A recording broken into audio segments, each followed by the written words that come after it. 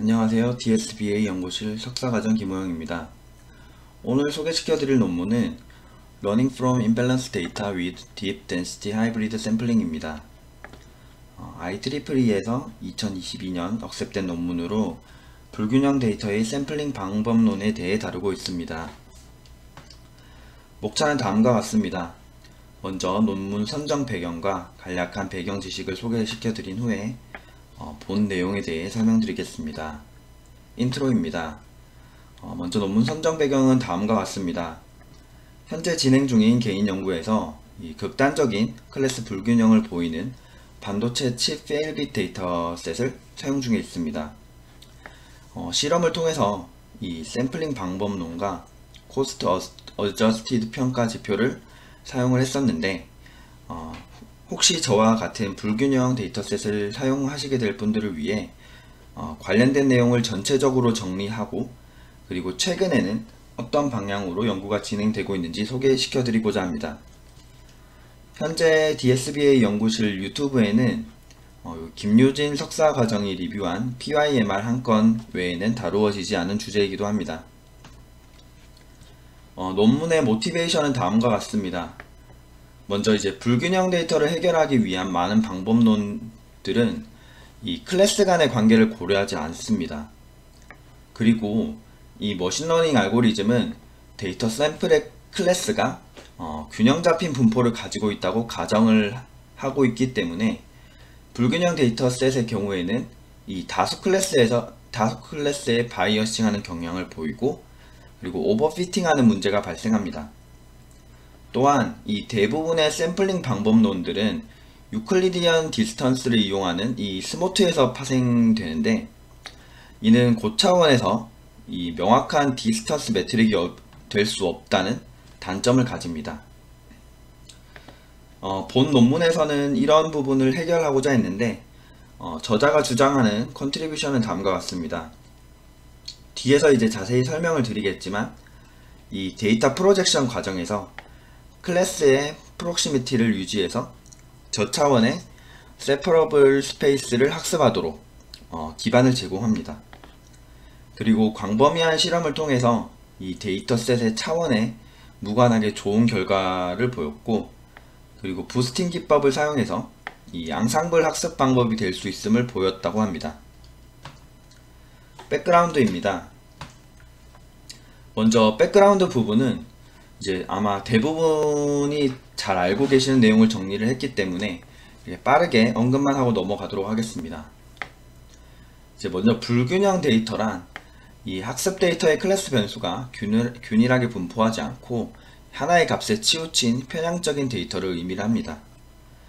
사실 대부분의 현실 문제에서 많은 영역이 이런 불균형한 데이터 형태를 띠고 있는데 이제 이 아래 그림을 보시면 제가 사용했었던 반도체 칩 불량 데이터셋을 TSNE를 이용하여 표현한 것인데 이 붉은색이 불량 칩을 의미를 합니다. 보시면 아시겠지만 이 대부분의 칩이 정상인 극단적인 불균형 데이터 분포를 보입니다. 이런 불균형 데이터셋을 사용할 경우에 이 다수 클래스에 바이어싱 되어 오버피팅하는 문제가 발생을 하는데 이 불균형 데이터의 경우에는 이 분량을 정분류하는 것이 더 중요한 경우가 많습니다. 따라서 결국에는 머신러닝 모델이 데이터를 학습할 때 문제가 발생을 합니다. 이런 불균형 데이터 문제를 해결하기 위해서 이렇게 아래와 같이 크게 세 가지 방법이 이용되고 있습니다. 먼저 이 데이터 레벨 방법은 샘플링 방법론이라고 생각을 해주시면 되는데 결국 이 데이터셋의 클래스 분포의 균형을 잡는 것을 의미합니다. 해당 방법론의 경우에는 이 어떠한 클래시파이어에도 결합해서 사용 가능하다는 장점을 가집니다. 두 번째로 이제 알고리즘 레벨 방법입니다. 알고리즘 방법론은 이 비용 민감 학습인 이 코스트 센시티브 러닝을 의미를 합니다. 클래시파이어가 이 소수 클래스를 조금 더 강조할 수 있도록 다른 코스트를 사용하고 모델에서 웨이트로 가중치를 주는 형식입니다. 그리고 마지막으로 이 앙상블 방법은 이 데이터 레벨 방법의 앙상블 모델을 결합한 형태라고 생각을 해주시면 될 것 같습니다. 그리고 지금부터 말씀드릴 내용은 이 우측 상단에 김효진 석사과정의 이 PYMR 논문 리뷰를 보시면 조금 더 상세하게 확인하실 수 있습니다. 먼저 이 데이터 레벨 방법론인 샘플링 방법론을 보시면 크게 오버샘플링 그리고 언더샘플링 그리고 이 둘을 결합한 컨비네이션 혹은 오늘 소개시켜드릴 논문에서는 이를 하이브리드라고 부릅니다. 이 오버샘플링은 소수의 클래스 데이터를 원하는 비율만큼 생성해서 늘려주는 것을 의미를 하는데 해당 예시에서는 다수 클래스와 동일한 비율로 이 소수 클래스를 생성해서 늘려주었다고 보면 됩니다. 이 오버샘플링에 있어서 가장 대표적인 방법이 이 스모트입니다. 스모트는 이제 KNN 방법을 이용을 하는데 여기 해당 그림을 보시면 오리지널 데이터셋에서 이 주황색이 소수 클래스 데이터라고 가정을 했을 때 특정 소수 클래스의 샘플과 가까운 K개의 가까운 이웃 벡터를 셀렉을 해주고 선으로 이어줍니다. 선으로 이었을 때 그 선 위에 임의의 새로운 점을 벡터로 생성하는 방식이 스모트의 원리입니다. 그리고 이제 이를 확장한 형태가 다양하게 나오게 되는데 그 중에 유명한 것이 이 보더라인 스모트입니다.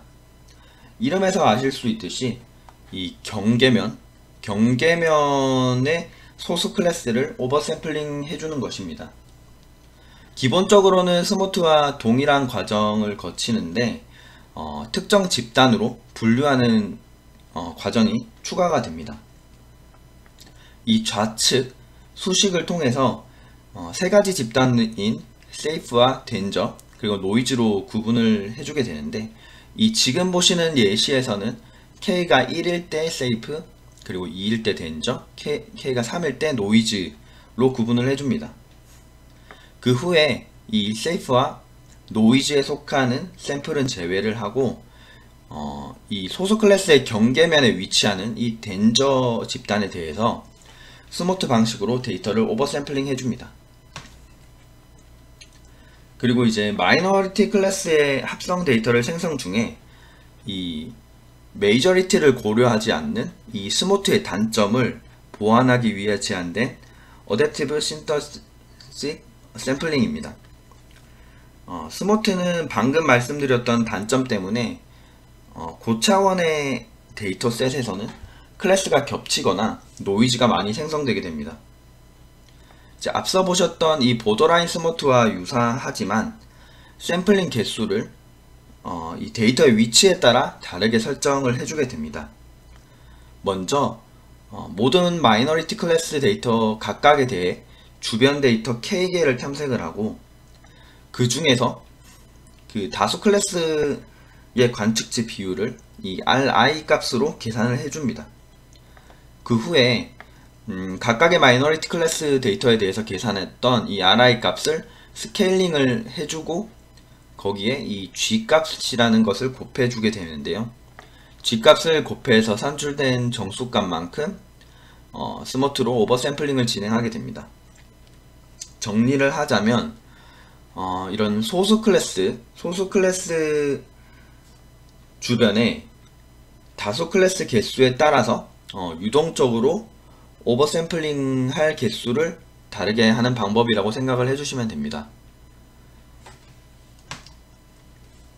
그리고 다음으로 이 언더샘플링 중에서 토맥 링크입니다. 먼저 이 언더샘플링의 목적은 부정확한 분류 경계선을 명확하게 하는 것이라고 볼 수 있는데요. 다수 클래스의 개수를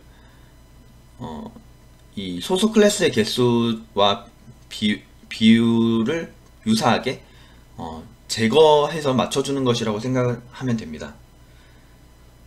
기존에는 다수 클래스에서 이 K개에 가장 가까운 네이버를 무작위로 제거를 했는데 토맥 링크의 경우에는 이 마이너리티 클래스 데이터와 가장 낮은 이 유클리디안 디스턴스를 가지는 이 다수 클래스 데이터를 삭제해 줍니다. 다시 얘기하면 이 그림에서 보실 수 있듯이 소수 클래스가 있을 때 가장 가까운 유클리디안 디스턴스를 가지는 이 메이저리티 클래스 데이터와 한 쌍의 페어를 구성을 해줍니다. 이렇게 한 쌍의 페어를 구성한 후에 그 쌍 중에서 다수 클래스에 속하는 이 파란색 점을 제거하는 것이라고 보시면 됩니다. 하지만 이 언더 샘플링의 경우에는 중요한 정보를 가지는 샘플이 제거될 수 있다는 그런 치명적인 단점을 가집니다. 그리고 이제 Edited Nearest Neighbor라는 그 ENN 방법이 있는데, 이거는 토맥 링크보다 조금 더 강력한 방법이라고 보시면 됩니다. 그래서 이제 소수 클래스가 이런 Nearest Neighbor, 소수 클래스에서 Nearest Neighbor K를 결정을 하고 그 K만큼 모두 제거를 해줍니다. 그래서 이 위에 그림을 보시면 소수 클래스 근처에 있던 이런 다수 클래스 데이터가 ENN을 진행을 해서 리샘플링한 결과 모두 삭제된 것을 보실 수 있습니다. 그리고 이제 데이터 레벨의 마지막은 이 컨비네이션입니다. 이는 이제 앞서 말씀드렸던 이 오버 샘플링과 언더 샘플링을 조합한 것인데, 대표적으로 이 스모트 ENN과 스모트 토맥이 있습니다. 이 둘을 보시면 이제 확실히 다른 양상을 띠는 것을 알 수 있는데, 스모트 ENN의 경우에는 소수 클래스 주변에 이 다수 클래스 데이터가 모두 제거가 된 것을 볼 수 있고, 토맥 링크 같은 경우에는 이 분류 경계선에서만 다수 클래스가 삭제가 되었고, 나머지 이 안쪽에 있는 소수 클래스 근처에 그 다수 클래스 데이터는 그대로 남아있는 것을 보실 수 있습니다. 이제 그리고 이 하이브리드 컨비네이션에 속하는 마지막 방법인 DDHS가 오늘 설명드릴 논문의 내용입니다. 다음으로는 이 알고리즘 레벨의 방법론인 비용 민감 학습인 이 코스트 센시티브 러닝입니다. 비용 민감 학습은 샘플링과 같이 데이터 자체를 생성하지는 않습니다. 다만 이 머신러닝 학습 시에 소수 클래스에 대한 코스트 값에 이 가중치인 웨이트를 주는 방법입니다. 이 아래의 예시는 랜덤 포레스트와 라이트 GBM 분류기에서 웨이트를 주는 이 파라미터를 가지고 왔는데요. 랜덤 포레스트의 경우에는 클래스 웨이트라는 이런 파라미터를 사용을 하고, 라이트 GBM의 경우에는 스케일 파지티브 웨이트라는 파라미터를 사용을 해서 저희가 원하는 값만큼의 소수 클래스에 가중치를 줄 수 있습니다.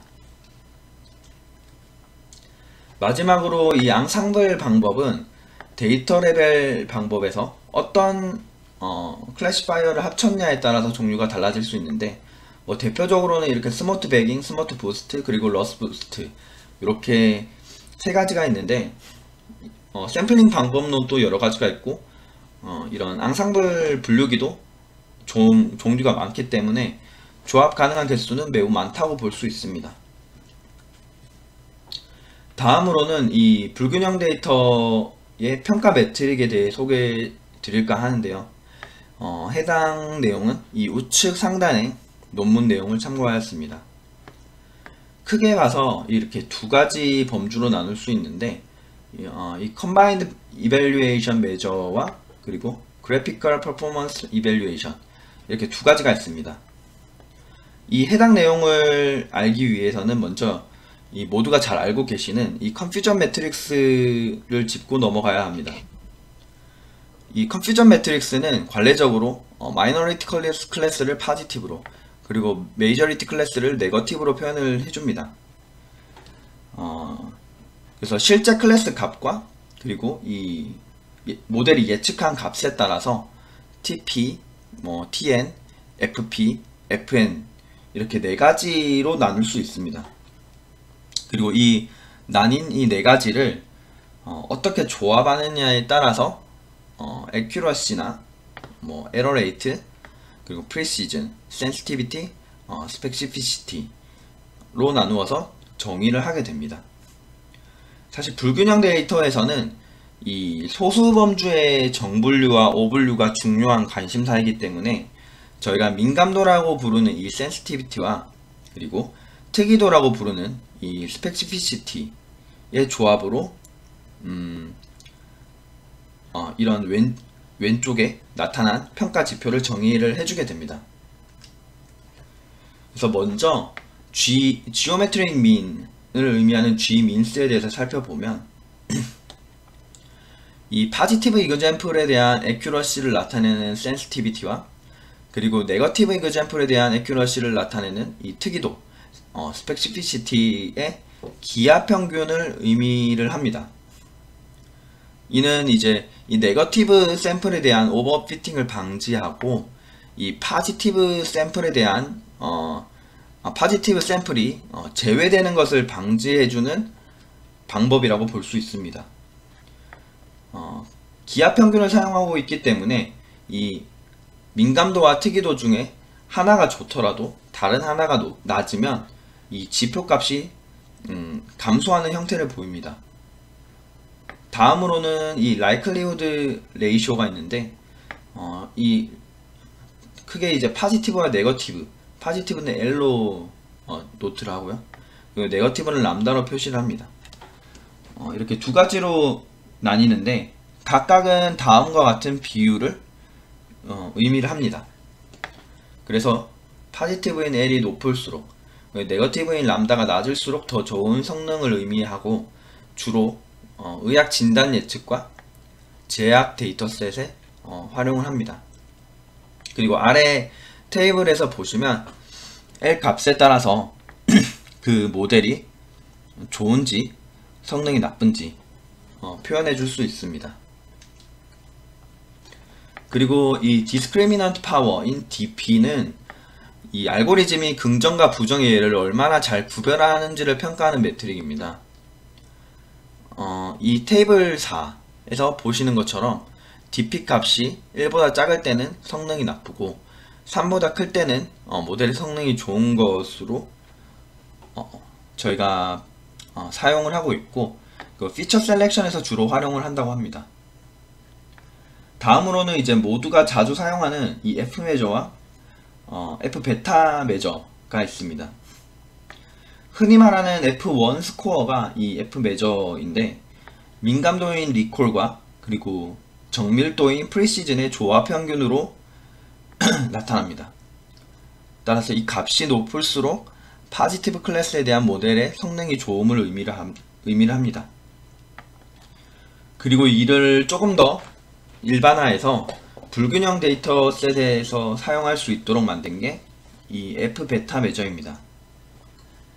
예, 여기서 베타 값은 프리시즌과 리콜의 중요도를 상대적으로 나타내는 계수로 리콜의 개선이 이 프리시즌보다 이 F 매저 값에 더 영향을 미치는 것을 수식적으로 보이고 있습니다. 그리고 밸런스 애큐러시는 두 클래스에서 얻은 애큐러시의 평균을 의미를 합니다. 이제 주로 불균형 데이터에서는 이 다수 클래스에 대해서 좋은 예측을 하기 때문에 이 밸런스 애큐러시 스코어는 감소하는 경향을 보이고 주로 이 유전학이나 텍스트 마이닝 그리고 비디오 인덱싱 등에 사용이 됩니다. 그리고 이 유덴 인덱스의 경우에는 앞선 이 밸런스 애큐러시의 선형관계를 보여주는데 알고리즘이 페일을 피할 수 있는지를 그런 능력을 평가하는 매트릭입니다. 그래서 이제 높을수록 실패를 피할 수 있는 능력이 좋다라고 정의가 되고 주로 진단 프로그램 혹은 이 원격 의료 사고 방지 혹은 이 효율성 향상에 활용되는 지표입니다. 마지막으로 이 매튜 코릴레이션 코에피션트인 MCC는 논문 저자에 의하면 여러 연구자들에게 가장 완벽한 지표라고 라고 이제 언급이 되고 있는데, 그 컨퓨전 매트릭스의 모든 값을 고려를 해주고 두 클래스 모두 이 mutually accuracy 그리고 에러 레이트를 고려해주는 지표라고 합니다. 그리고 이제 다음은 이 그래프를 통해서 성능을 평가하는 지표를 살펴보면 대표적으로 이 ROC와 AUC가 있습니다. ROC 커브는 이 TPR과 FPR을 축으로 하는 이런 다양한 스레시홀드 밸류에 대한 이진 분류기의 성능을 이렇게 한꺼번에 표시한 그래프입니다. 이 그래프에서 봤을 때 이 좌측 상단으로 커브가 더 휘어 있을수록 분류기의 성능이 좋음을 의미합니다. 하지만 ROC 커브의 경우에는 이 다음과 같이 인터섹션이 있는 교차하는 형태를 보일 때 문제가 발생을 하는데, 이를 고려해 준 것이 이 AUC라고 보시면 됩니다. AUC는 커브 아래에 면적을 계산해서 성능을 나타내는데, 이 ROC 커브의 각 점 사이에 선형 보관법을 기반으로 사다리꼴 방법을 통해서 이제 면적을 계산해 주게 됩니다. 이제 논문의 본 내용으로 들어가서 저자가 제안한 방법론에 대해 살펴보도록 하겠습니다. 들어가기에 앞서서 DDHS를 간단하게 요약해보면 다음과 같습니다. 이제 머신러닝 알고리즘은 데이터 샘플 클래스의 분포가 균등하다고 가정을 하고 있기 때문에 불균형 데이터셋에 대해서 이 다수 클래스의 바이어싱 되지만, 실제로 이 불균형 데이터의 타겟은 소수 클래스인 경우가 대부분입니다. 이를 해결하기 위해서 이제 오버샘플링과 언더샘플링을 사용을 하는데, 이 오버피팅과 그리고 중요한 정보가 제거되는 문제점을 가집니다. 또한 가장 많이 사용하고 있는 이 스모트라는 오버샘플링 기법은 유클리디안 디스턴스를 이용하기 때문에 고차원 데이터셋에서는 성능이 하락하는 단점을 가집니다. 이를 해결하고자 논문의 저자는 이 데이터 레벨의 딥 덴시티 하이브리드 샘플링을 제안을 합니다. DDHS의 방법론은 이렇게 다음과 같은 프레임워크를 가집니다. 먼저 이 오토인코더의 확장 형태인 임베딩 네트워크를 통해서 이 오리지널 스페이스에 있는 데이터 포인트를 레이턴트 스페이스로 프로젝트 시키고, DBF를 이용해서 이 소수 클래스의 하이 퀄리티 데이터 샘플을 구해줍니다. 이를 피처 베이스 오버샘플링을 통해서 합성 샘플을 생성하고 검증하는 단계를 거친 후에 이 마이너리티 클래스 데이터셋을 새롭게 생성해주게 됩니다. 해당 내용을 이제 하나씩 자세히 살펴보면, 먼저 이 프로젝션 스텝입니다. 이 프로젝션 스텝에서는 학습 가능한 임베딩 네트워크를 사용해서 이 데이터 포인트를 저차원의 세퍼러블 레이턴트 스페이스로 프로젝트 해줍니다. 이때 핵심은 이 레이턴트 스페이스의 모든 데이터 포인트가 이 클래스 프록시미티 속성을 유지하는 것입니다. 이 임베딩 네트워크는 오토인코더를 확장한 형태를 띠는데, 인코더와 디코더는 이제 아래 식과 같이 리컨스트럭션 로스를 최소화해서 인코더와 디코더를 최적화할 수 있습니다. 이 슈퍼바이즈드 오토인코더에는 이 라벨 정보가 포함이 되는데, 이 라벨 데이터가 포함된 문제의 경우에는 트레이닝 과정에서 이 정보를 고려해서 예측 성능을 향상시키게 되고, 라벨 데이터에는 이 크로스 엔트로피 로스와 센터 로스 두 가지가 관여하게 됩니다. 따라서 제안한 방법론의 첫 번째 스텝에서는 첫 번째 스텝의 임베딩 네트워크에는 이 다음과 같이 세 가지 로스 펑션을 사용하게 됩니다. 로스 펑션을 살펴보면, 이제 저자는 논문에서 클래스와 클래스 간 손실과 그리고 클래스 내부의 손실을 사용해서 클래스의 프록시미티를 모델링 하는 것을 제안을 합니다. 그 중에서 이제 클래스 간의 손실은 가능한 서로 멀도록, 그리고 클래스 내부의 손실은 데이터를 서로 근접하게 하는 것을 이제 목표로 합니다. 이를 로스 펑션에서 보면 이 크로스 엔트로피 로스로 나타내고 있는데, 잘못된 클래스로 분류된 데이터 포인트에 대해서 더 많은 페널티를 부여하는 형식으로 나타납니다. 다음으로 이제 센터 로스입니다. 여기서 Z의 I는 프로젝션 된 데이터를 의미를 하고, C의 YI는 레이턴트 스페이스 상의 YI 클래스의 센터를 의미를 합니다. 즉, 이 클래스 센터에서 멀리 떨어진 데이터 포인트에 대해서 더 많은 페널티를 부여하게 되고, 이 과정에서 동일한 클래스의 데이터 포인트가 이 클래스 센터로 이동하도록 유도하는 텀이라 볼 수 있습니다. 마지막으로 리컨스트럭션 로스입니다.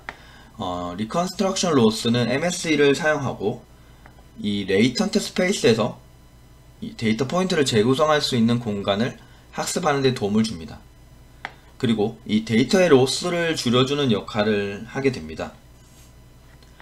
이렇게 해서 이제 로스 펑션 세 가지를 전체를 종합을 해보면, 이 첫 번째 스텝인 프로젝션의 목표는 프로젝트된 데이터 포인트에 대해서 레이턴트 스페이스를 분리할 수 있게 만드는 것이 되고, 그리고 이제 레이턴트 스페이스의 차원은 기존의 오리지널 피처 스페이스 대비 훨씬 작기 때문에 앞서 언급드렸던 이 스모트의 가장 큰 단점인 고차원에서의 문제를 완화할 수 있습니다.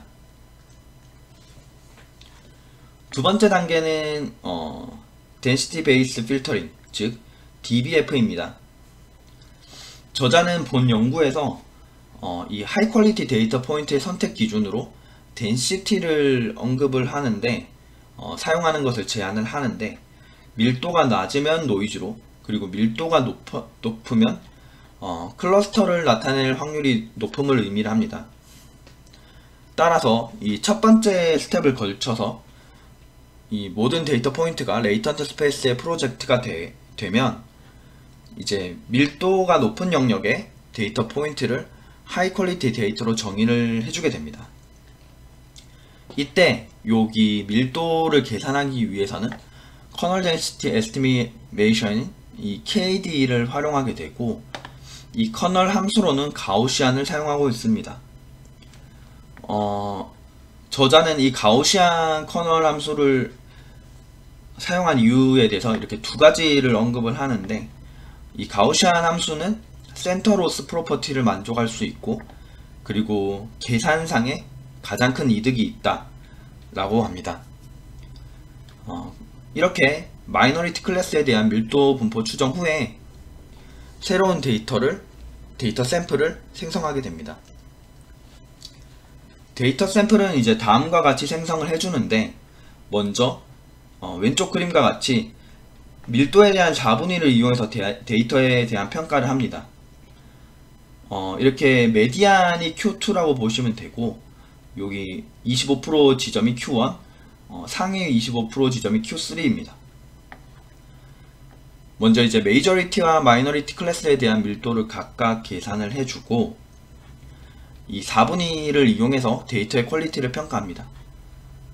메이저리티 클래스의 경우에는 Q2보다 덴시티가 큰 샘플을 킵하고, 나머지 50%의 샘플을 클래시파이어의 트레인 데이터로 활용을 합니다.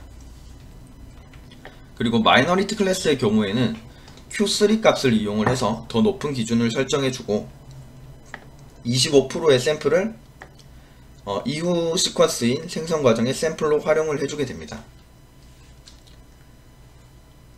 세 번째 단계는 오버샘플링을 통한 합성 샘플을 생성하는 과정입니다. 밸리드하고 그리고 다양한 합성 샘플을 생성하기 위해서 피처 레벨의 샘플링 방법론을 제안을 하는데, 피처 도메인 V가 이렇게 주어질 때 마이너리티 클래스에서 선택된 샘플들의 모든 레이터 피처에 대해서 피처 값을 다음과 같이 이렇게 무작위로 셀렉을 해주게 됩니다.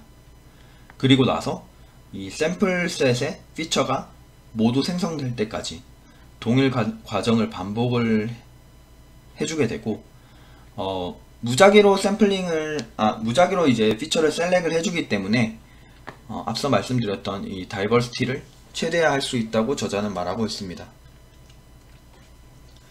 그 후에 이 생성된 합성 샘플이 다음 두 가지 기준을 만족시키면 트레이닝 샘플로 활용을 하게 됩니다.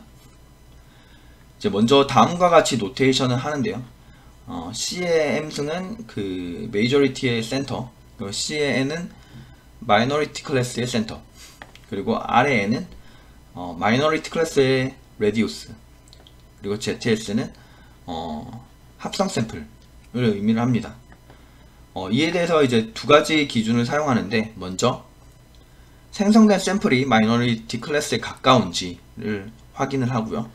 그리고 그 샘플이 마이너리티 클래스에 가까우면 그 반경 안에, 그러니까 레디우스 안에 포함되어 있는지를 고려를 해주면서 데이터를 검증을 해줍니다.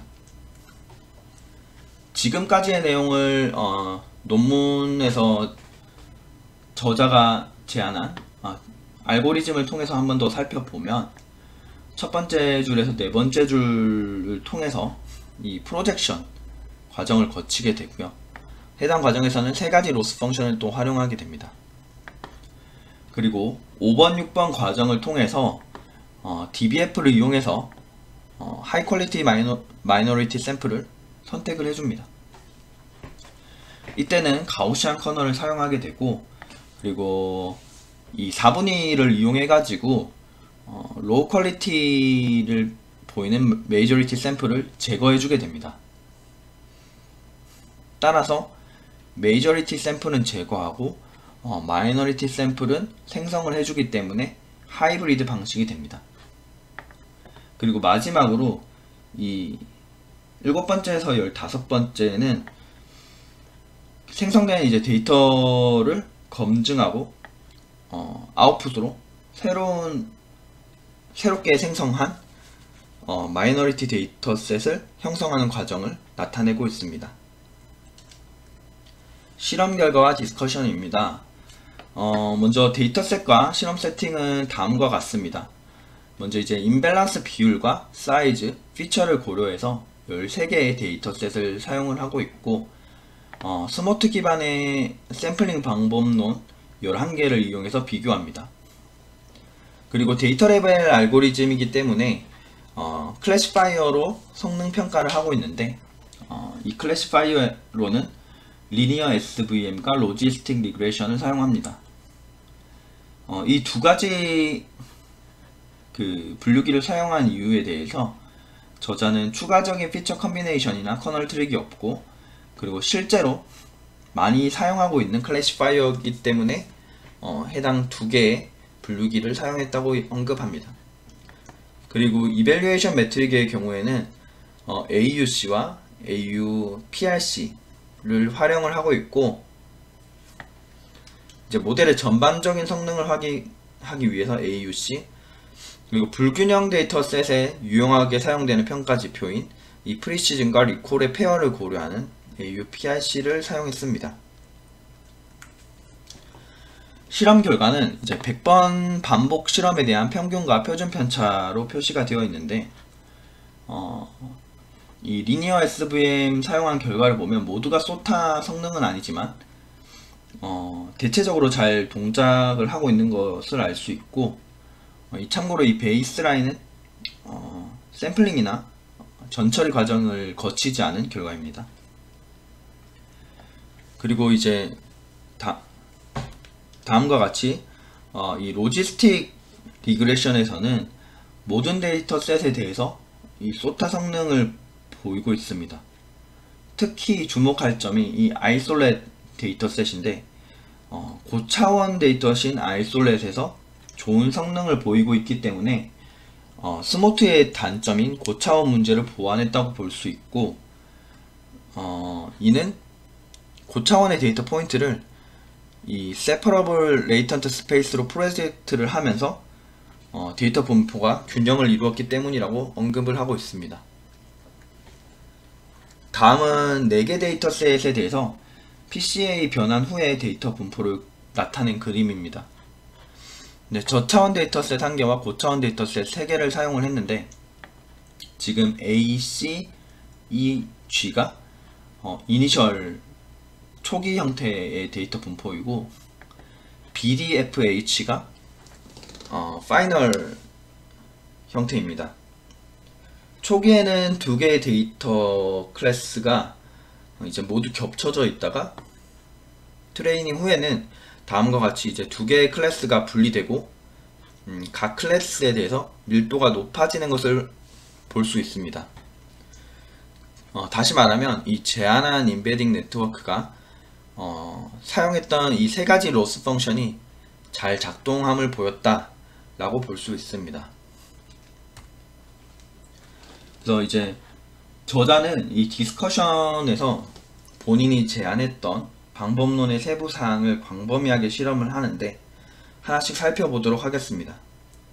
앞서 본 것처럼 이제 PCA 분포인데 로스 펑션의 조합에 따라서 실험을 해봤습니다. 결과를 보면 이 모든 로스 펑션을 사용을 했을 때 데이터 분리나 밀도에 있어서 가장 좋았고, 리컨스트럭션을 제외했을 경우에는 이 노이즈, 데이터 경계면의 노이즈를 확인할 수 있습니다. 그리고 센터로스를 제거를 했을 때는 이 데이터 클래스별로 군집화 성능이 좀 떨어지는 걸 볼 수 있고, 그리고 크로스 엔트로피 텀을 제거했을 때는 데이터 분리 자체가 불가능함을 보였습니다. 그리고 이를 수치화로 정량화한 결과를 보면 동일하게 모든 텀을 사용했을 때 성능이 가장 좋고, 크로스 엔트로피가 가장 중요한 로스 텀인 것을 확인할 수 있습니다. 그리고 이제 센터로스의 경우에는 성능의 향상에 기여하는데 센터와 가까워지도록, 그러니까 밀도를 높이는 작용을 해주고, 그리고 이 리컨스트럭션 로스의 경우에는 성능에 대해서는 가장 작게 관여를 하지만 일부 성능 향상에 도움을 준다라고 언급을 합니다.